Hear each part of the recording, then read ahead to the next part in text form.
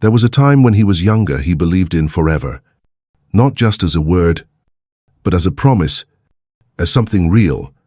He believed that love, once found, would never leave. That if you said I do, it meant I always will. But time, as it often does, reveals quiet truths. Years passed. People changed. Some stayed. Others didn't. What once felt certain began to slip through his hands slowly. Not all at once. It wasn't betrayal. And it wasn't tragedy. It was simply life. He didn't stop believing overnight. The belief faded like a photograph left too long in the sun. Edges worn. Colors softened. The image still visible, but not as sharp as before. And now, here he is. Older.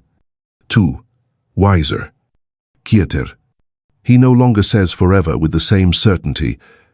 Not because he's bitter, but because he's lived long enough to understand that some things aren't meant to last forever. They're meant to be real for as long as they're true, but belief doesn't vanish in a moment. It fades. Shaped by experiences one never saw coming, he grew up surrounded by stories. Movies where love always found a way. Songs where devotion never faded. And wedding vows that promised, "Till death do us part." Yes, from an early age, the culture around him painted a picture. Love was meant to last. If you were a good man, loyal, strong, present, then love would reward you with permanence. He believed that Hollywood didn't just entertain it, shaped expectations. Happy endings weren't just fantasy, they were held up as goals. The man fights for the woman, wins her heart, and the credits roll as they ride off into forever. In classrooms and churches, it was reinforced. Commitment was sacred. Divorce was failure. To walk away was to break something eternal. So when he fell in love, he didn't hesitate. He gave fully. He imagined a shared future, years unfolding side by side, watching children grow, growing old together, hand in hand. That belief in forever wasn't naive. It was what he was taught to aim for, what he thought made a man honorable. But slowly, life began to ask a different question. What if love isn't about how long it lasts, but how deeply it's lived while it's here?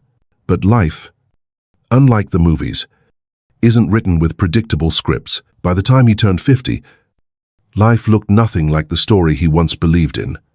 The weight of daily responsibilities had taken its toll. Mortgage payments, college tuition, aging parents, a demanding job. He was providing, constantly, but in the quiet moments, he started to feel something slipping. The connection with his partner wasn't gone, just distant. Conversations turned into logistics. Dinner turned into silence. And intimacy became routine, or disappeared altogether. They weren't fighting. There was no betrayal. But somewhere between the school runs and tax returns, they had stopped looking at each other the same way. At 52, he signed divorce papers, not in anger, not in blame, but in resignation. 28 years of marriage gone, with no clear villain. She cried. They stayed quiet. They hugged at the end, and it wasn't bitterness that lingered, it was emptiness. This isn't a rare story. Many men reach this chapter with the same confusion. They did everything right. They worked hard. They stayed loyal. But life wasn't a movie. It was unpredictable. And even good people sometimes drift apart. He didn't stop loving her. He just stopped knowing how to live beside her. And after the silence, the paperwork, and the empty rooms, he sat with one question. Was forever ever real? It took him years to understand that the word forever was never truly his idea. It was something handed down through stories, vows, fairy tales, and Sunday sermons. A cultural script dressed as destiny. Psychologists have long studied this pressure, the idea that love, to be real, must last a lifetime. But the truth? That expectation can quietly turn into a burden. Carl Jung once said, "The privilege of a lifetime is to become who you truly are." But what happens when who you are at 25 is no longer who you are at 50. Esther Perel, a leading voice on modern relationships, reminds us most people are going to have 2 or 3 relationships in their lifetime, and some will do it with the same person. The point is, people change. Life changes. And yet, the idea of forever stays frozen, unchanging, demanding. He realized he wasn't failing love. He was growing beyond the version of love he was taught to chase. He didn't stop believing in connection. He simply stopped believing that permanence equals success. Letting go of forever wasn't cynicism.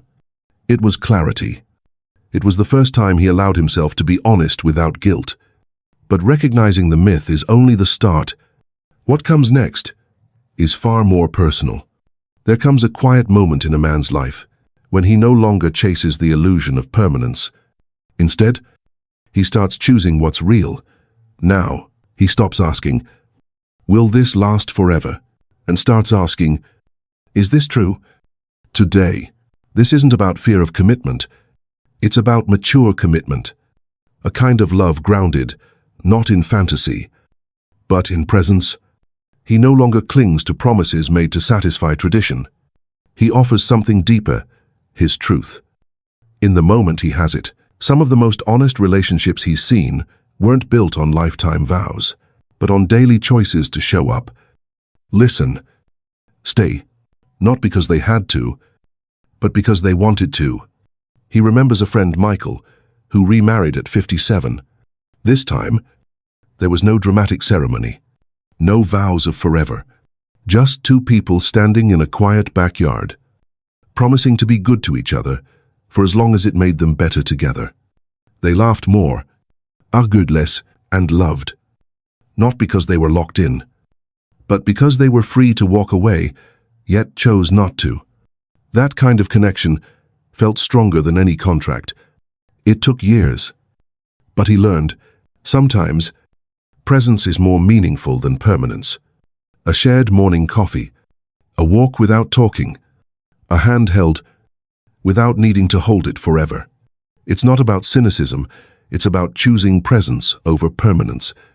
And from that place of grounded honesty, something unexpected often begins. For decades, men have been told that real manhood means building something that lasts, a career, a marriage, a legacy. To walk away from commitment, even quietly, is often seen as weakness, or worse, failure. But what if stepping back is actually an act of integrity? Many men, over 45, carry this silent tension.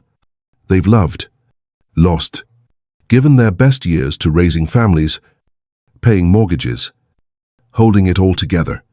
And now, some of them don't want to sign another forever, not because they're afraid of love, but because they finally understand what it costs when love is forced to perform.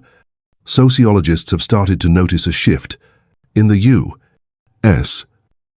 A growing number of divorced men in midlife are choosing not to remarry. They're not bitter. They're simply at peace.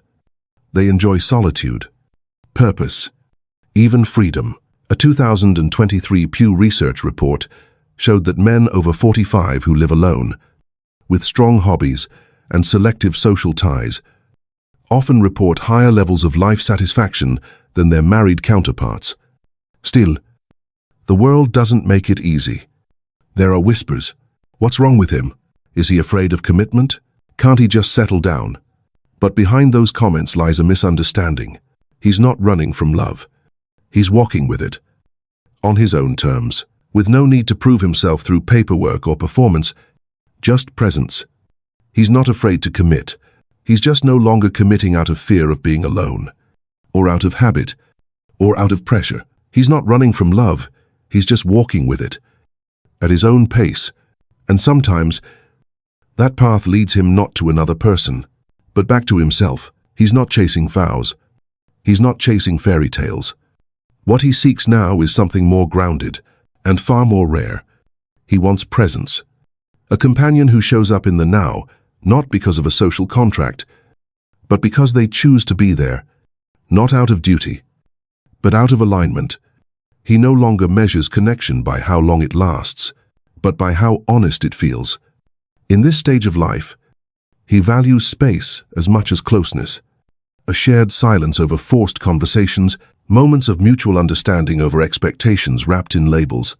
What he needs isn't someone to fix him or complete him. He doesn't want to be saved. He wants to be seen. Fully. Quietly. Without judgment. In this space, love becomes something softer, less about rules, more about rhythm. He seeks emotional freedom, not in solitude, but in authenticity, to laugh without filters, to cry without shame, to stay quiet without being asked, "What's wrong?"